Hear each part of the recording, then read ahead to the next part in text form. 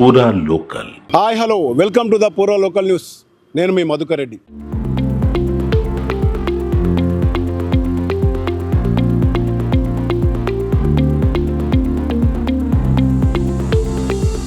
ప్రస్తుతం ప్రపంచమంతా కూడా పర్యావరణానికి సంబంధించిన అంశాలే కొట్టుమిట్టాడుతుంది. వాతావరణం అంతా కల్మషమైపోయింది, కలుషితమైపోయింది. ప్రజల జీవన విధానం పైన దెబ్బ కొడుతుందనే క్రమంలోనే చాలా వరకు మార్పులు చేర్పులు వస్తున్నాయి. ఇటు సోలార్కు సంబంధించిన ఉపయోగాలు, ఎలక్ట్రికల్కి సంబంధించిన ఉపయోగాలు అందుబాటులోకి వస్తుండడంతో పర్యావరణ సహితానికి సంబంధించిన మార్గాలన్నీ ముందుకు సాగుతున్నాయని చెప్పవచ్చు. ఇందులో భాగంగానే తెలంగాణ రాష్ట్ర రోడ్డు ట్రాన్స్పోర్ట్ కార్పొరేషన్ సంబంధించి ఒక ముందడుగు పడిందని చెప్పొచ్చు. ప్రస్తుతం మనం కరీంనగర్ డిపోలో ఉన్నాం. ఇక్కడ మనకు అందుబాటులో కొన్ని బస్సులు ఉన్నాయి, ఎకో ఫ్రెండ్లీ బస్సులు. ఇవి గతంలో ఇవి కొత్త కాన్సెప్ట్ కానప్పటికీ హైదరాబాదు లాంటి మహానగర పట్టణాల్లోకి, నగరాల్లోకి పరిమితమైన ఈ బస్సులను కూడా ఇప్పుడు జిల్లా కేంద్రంలోకి చేరుకున్నాయి. ఉత్తర తెలంగాణలో భాగంగా కరీంనగర్లో మొట్టమొదటిసారిగా ప్రవేశపెడుతున్న ఎకో ఫ్రెండ్లీ బస్సులు, పర్యావరణ సహిత బస్సులు త్వరలోనే అందుబాటులోకి రానున్నాయి. ఉత్తర తెలంగాణ ఇటు వరంగల్, నిజామాబాద్తో పాటు కరీంనగర్లో ఈ బస్సులను అందుబాటులోకి తెస్తున్నారు.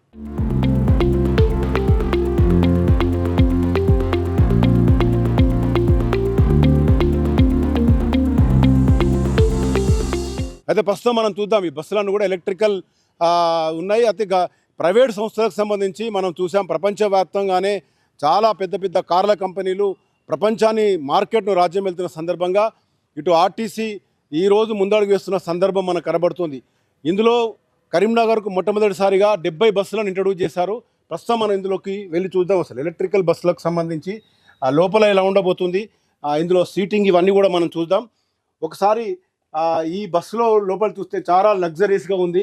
ఇందులో పెట్రోలు, డీజిల్ లాంటివి ఇవి కూడా వాడకపోవడం చేత లోపల కూడా చాలా చూడడానికి కళ్ళకు మంచిగా కనబడుతుంది. ఎలాంటి పెట్రోల్, డీజిల్ వాసనలు కూడా వీళ్ళకి రావని మనకు తెలుస్తుంది.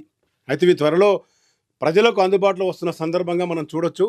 ఎలక్ట్రికల్ బస్సులు కరీంనగర్ నుంచి హైదరాబాద్, జగిత్యాల్, మంథని, రాజన్న సిరిసిల్ల నుంచి అటు కామారెడ్డి వరకు ఆపరేట్ చేయడానికి ప్రధానంగా 70 బస్సులను ఇంట్రడ్యూస్ చేయడం జరిగింది.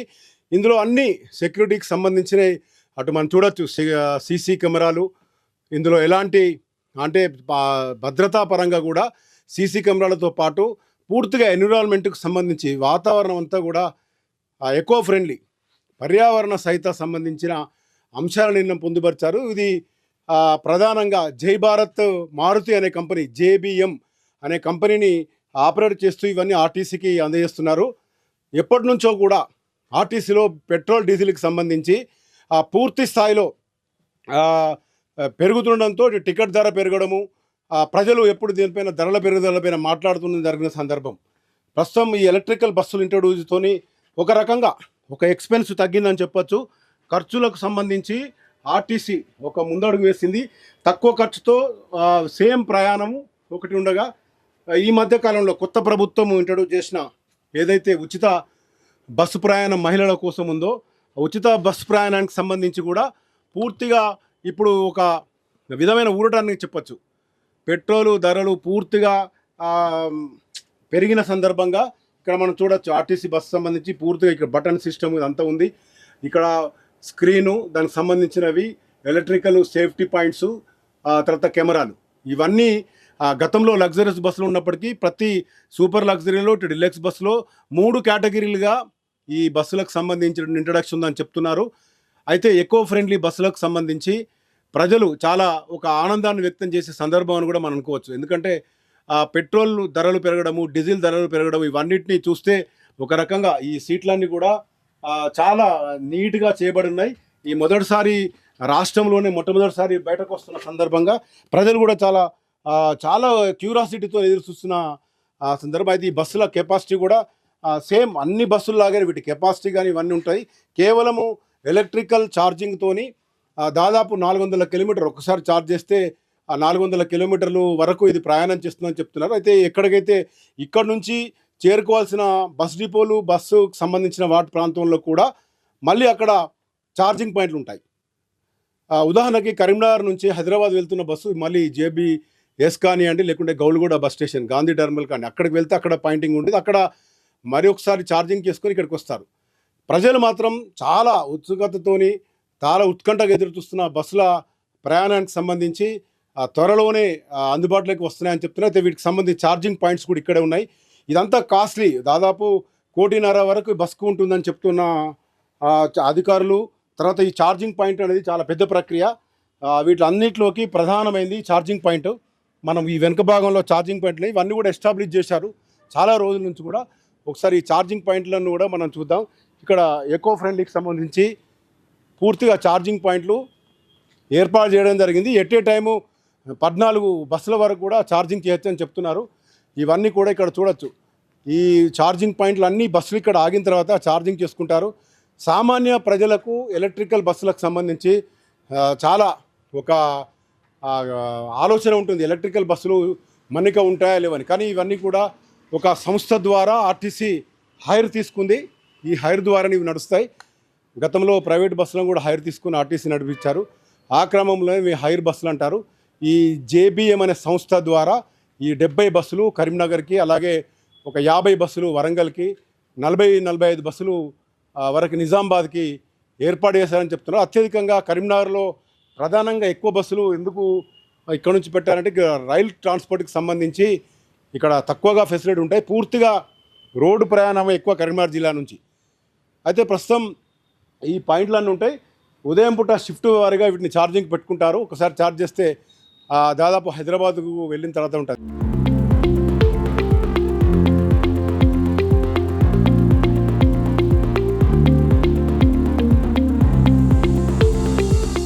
ఇవన్నీ ఇలా ఉంటాయి.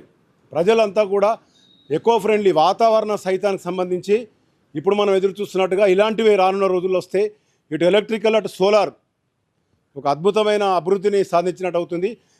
పెట్రోలు ధరలు, డీజిల్ ధరలు కూడా అంతర్జాతీయ మార్కెట్ని బట్టి ఎప్పటికప్పుడు మారుతున్న క్రమంలో ఈ ఎలక్ట్రికల్ బస్సులు రావడం అనేది మాత్రం ఒక సంతోషకరమైన విషయంగా మనం చెప్పుకోవచ్చు. త్వరలోనే అందుబాటులోకి వస్తే దీనికి సంబంధించిన పూర్తి అంశాలు ఈ కరీంనగర్ జిల్లా రీజన్లోనే ఈరోజు అందుబాటులోకి రానున్న బస్సులకు సంబంధించి కరీంనగర్ రీజనల్ మేనేజర్ సుచరిత ఉన్నారు. వారితో మాట్లాడదాం. అసలు ఏంటి ఈ ఎలక్ట్రికల్ బస్సులు ఎలా అందుబాటులోకి వస్తున్నాయి, వీటికి సంబంధించిన పూర్తి అంశాలు మనం తెలుసుకునే ప్రయత్నం చేద్దాం.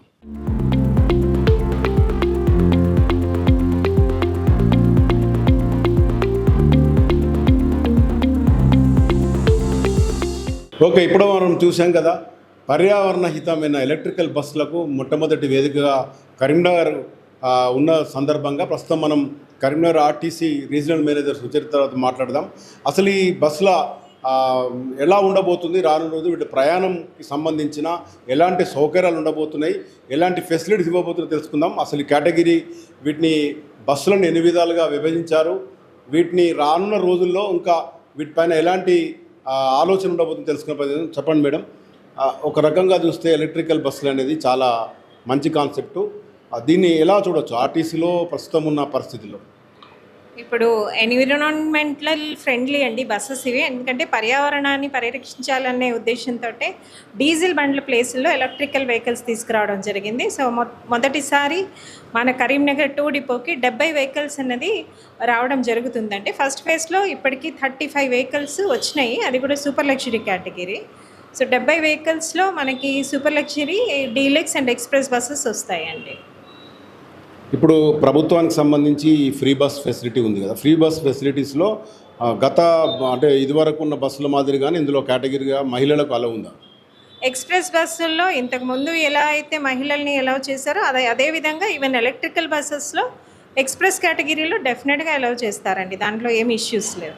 అంటే ఈ బస్సులు ఆర్టీసీ కొన్నదంటారా లేకుంటే హైర్ తీసుకున్నారా? వీటి మెయింటెనెన్స్ అంతా ఎవరు చేస్తారు? ఇది హైర్ విత్ ఆర్టీసీ అండి. ఇది జేబిఎం గ్రూప్ అని వాళ్ళు మనకి బస్సెస్ కొని మనకి అద్దెకి ఇస్తారు. ఇంతకుముందు ఆల్రెడీ మన దగ్గర hire with RTC private owners buses కొని ఆర్టీసీకి ఇవ్వడం జరుగుతుంది.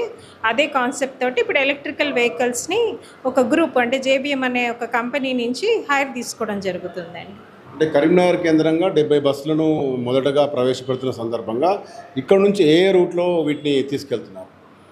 మేజర్గా ఇప్పుడు సూపర్ లగ్జరీస్ అన్నీ కూడా కరీంనగర్ జేబీఎస్ రూట్లో తిరుగుతాయండి. కొన్ని బస్సెస్ ఏమో గోదావరిఖని, మంథని, కామారెడ్డి, జగిత్యాల ఈ రూట్స్‌లో మేజర్ రూట్స్ తిరగడం జరుగుతుంది.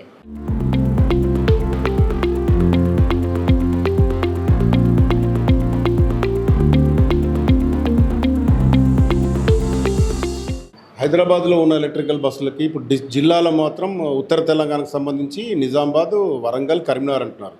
ఈ క్రమంలో అంటే వీటిని ఎలా ఉండబోతుంది? ఆదాయంకు సంబంధించి కూడా ఆర్టీసీకి ఎలా ఉండబోతుంది? ఇప్పుడు ఎగ్జిస్టింగ్ బస్సెస్ ప్లేస్‌లోనేనండి. ఇది కొత్త కాన్సెప్ట్ కాదు. మన సూపర్ లగ్జరీ బస్సెస్ ప్లేస్‌లోనే ఈ బస్సెస్ వస్తాయి. సో ఏదైతే ప్యాట్రనేజ్ ఆ బస్సెస్‌కి ఉందో సిమిలర్ ప్యాట్రనేజ్ వస్తుంది. ఆదాయం కూడా సిమిలర్‌గానే వస్తుందండి. ఎంత కూడా డిఫరెన్స్ ఉండదు. ఆపరేషను వేరే వాళ్ళు కొని మనకి బస్సులు ఇస్తున్నారు తప్ప RTC operation as it is ఉంటుంది. సో ఏమాత్రం మార్పు ఉండదండి దాంట్లో. అంటే ఫ్యూయల్కి సంబంధించి ఎలక్ట్రికల్ ఛార్జింగ్ ఉంటుంది కదా, అంటే ఇందులో ఆదాయం ఎక్కువ లాభం ఉండే అవకాశం. డెఫినెట్గా ఈ కాన్సెప్ట్ అనేది ఎకనామికలే అండి. ఎందుకంటే ఫ్యూయల్ ఖర్చు ఉండదు. మనం వాళ్ళకి కిలోమీటర్కి కొంత అమౌంట్ ఇవ్వాల్సి వస్తుంది. డెఫినెట్గా డ్రైవర్ ఖర్చు ఉండదు కాబట్టి ఎకనామికల్గా ఆర్టీసీకి ఆదాయపరంగా ఇది బెనిఫిట్ అండి. ఇంకా ఎన్ని బస్సులు మనకు రాబోతున్నాయి? మొదటిసారి 70 బస్సులు అంటున్నారు. రానున్న రోజుల్లో అంటే మీ ఆలోచన ప్రకారం కూడా ప్రభుత్వానికి ఏం రికమెండ్ చేసే అవకాశం ఉంది? అంటే ఈ ఎలక్ట్రికల్ వెహికల్స్ అనేది దేశవ్యాప్తంగా అన్ని ఆర్టీసీస్లో కూడా వస్తున్నాయండి. మనకి ఇప్పుడు రీసెంట్గా రావడం జరిగింది. ఇంతకుముందు ఆల్రెడీ మన టీఎస్ఆర్టీసీలో సిటీలో నడుస్తున్నాయి. ఇలా ఒలెక్ట్రా కంపెనీ వాళ్ళు మన ఈ ఎలక్ట్రికల్ వెహికల్స్ అనేది సిటీ ఆపరేషన్స్ శంషాబాద్ రూట్లో నడపడం జరుగుతుంది. కొంత ఈ ఎలక్ట్రికల్ బస్సెస్ మన విజయవాడ రూట్లో కూడా తిరుగుతుంది. ఫస్ట్ టైం ఏంటంటే ఇంటర్ సిటీ కాకుండా ఇంట్రా సిటీ కూడా తిరుగుతాయండి. అంతే. అంటే వీటికి ఛార్జింగ్ పాయింట్స్ ఇవన్నీ కూడా చాలా అవసరం ఉంటాయి. ఒకవేళ ఈ కిలోమీటర్ వైజ్గా రానున్న రోజుల్లో సాంకేతికంగా ఎలా ఎదుర్కోబోతున్నారు? అంటే ఆల్రెడీ ఛార్జింగ్ స్టేషన్స్ ఉన్నాయండి. ఇప్పుడు 2 డిపోలో ఛార్జింగ్ స్టేషన్స్ ఉన్నాయి. 14 ఛార్జెస్ ఆల్రెడీ ఫిక్స్ చేశారు. అంటే 14 ఛార్జెస్కి ప్రొవిజన్ ఇచ్చారు. అలాగే జేబీఎస్లో ఉంటుంది. ఈ రూట్స్ అన్నీ కూడాను మేము ఎన్నుకున్న రూట్స్. ఇప్పుడు వరంగల్కి బస్సు వెళ్ళింది అనుకోండి, వరంగల్లో ఛార్జింగ్ పెట్టే అవకాశం ఉంటుంది. జేబీఎస్లో కూడా ఛార్జింగ్ పెట్టే అవకాశం ఉంటుంది. అంటే దాదాపుగా ఒక 400 కిలోమీటర్స్ వరకు ఒకసారి ఛార్జ్ చేసే వస్తుంది. బట్ స్టిల్ ఏదైనా ఇబ్బంది కలిగే పరిస్థితుల్లో జేబీఎస్లో మళ్ళీ ఒక హాఫ్ అన్ అవర్ అట్లా ఆపర్చునిటీ ఛార్జింగ్ పెట్టుకుంటే ఇబ్బంది జరిగే అవకాశం అయితే లేదండి. ఎందుకంటే ఎట్లా ఫ్యూయల్ టాపప్ ఎట్లా చేస్తామో ఇది కూడా అంతే. ఎన్ రూట్లో ఎప్పుడు టాపప్ చేయము, డిపోస్కి వచ్చి టాపప్ చేస్తాము. ఛార్జింగ్ కూడా అంతే. ఇప్పుడు డిపోలో ఛార్జ్ చేస్తుంది, అంత అవసరమైతే జేబీఎస్లో కూడా ఆల్రెడీ ఛార్జెస్ ఉన్నాయి, వరంగల్లో ఛార్జెస్ ఉన్నాయి, నిజామాబాద్లో ఛార్జెస్ ఉన్నాయి. కాబట్టి ఇబ్బంది జరిగే అవకాశం అయితే లేదు. ఎన్ని రోజుల్లో అందుబాటులోకి రానున్నది? అంటే త్వరలో అంటున్నారు. ఆల్మోస్ట్ బస్సెస్ వచ్చి కూడా 10-15 రోజులు అవుతుంది కదా, ఎప్పుడు ప్రజలకు అందుబాటులోకి? అంటే ఈ రిజిస్ట్రేషన్ అనేది ప్రాసెస్లో ఉందండి. ఇంకా కొంత ఎలక్ట్రికల్ వర్క్స్ కూడా ఉన్నాయి. మొన్ననే సప్లై వచ్చింది. సో అది స్టెబిలైజ్ అయితే మేబీ 1 వీక్ 10 డేస్లో స్టార్ట్ అయ్యే అవకాశం ఉంది.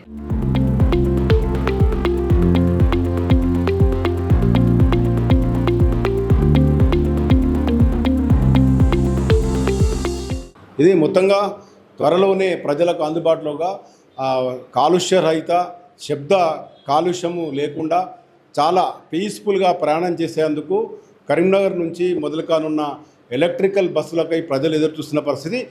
దీనికి సంబంధించిన పూర్తి సౌకర్యాలను కూడా త్వరలోనే అందుబాటులో వచ్చిన తర్వాత ప్రజలకు అందుబాటులో చెప్పిన పరిస్థితి. కెమెరా పర్సన్ మైదర్తో మధుకర్ రెడ్డి, పురా లోకల్ న్యూస్, కరీంనగర్.